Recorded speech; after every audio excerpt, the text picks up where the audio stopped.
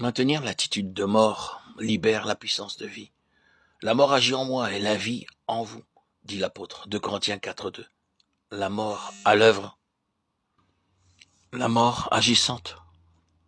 Oui, il en est bien ainsi, car il s'agit ici de la mort de Jésus.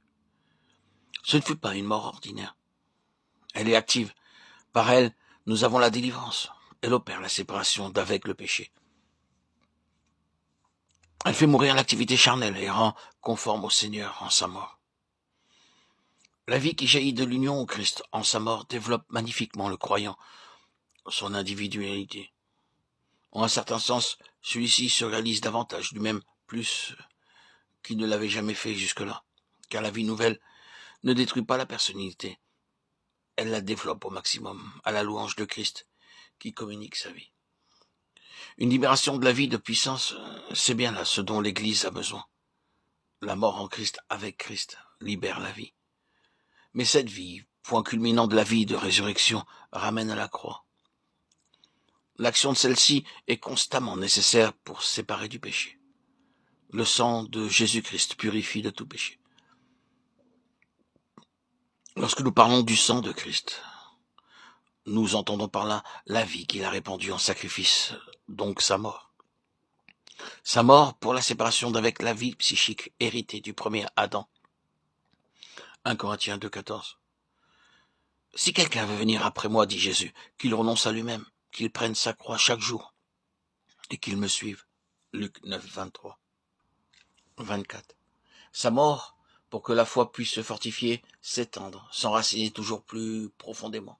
Sa mort pour une vie spirituelle plus riche, plus puissante en Dieu, laquelle se donne en faveur d'un monde qui meurt.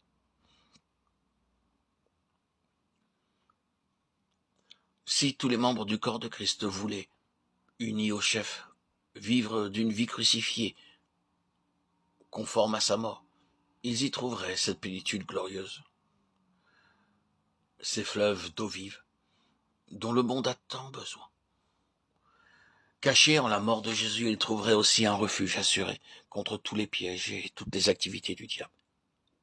À la croix, il est vaincu. Et comment tout cela peut-il se faire? Par la puissance du Saint-Esprit, lequel conduit à la croix, et celle-ci au Saint-Esprit. Car l'onction ne peut être faite que sur le sang, elle ne peut être faite sur la chair de l'homme, sur la vieille nature. Il y aurait encore beaucoup à dire sur les résultats pratiques, les fruits d'une vie crucifiée, sur le fait de marcher comme Jésus dans une vie de service, avec humilité en faveur de tous. Que tous ceux qui ont une certaine maturité spirituelle chérissent ces pensées. Et si, de quelque manière, ils pensent autrement, Dieu les leur révélera aussi seulement au point où nous sommes parvenus. Marchons d'un même pas. Philippiens 3, 15, 16.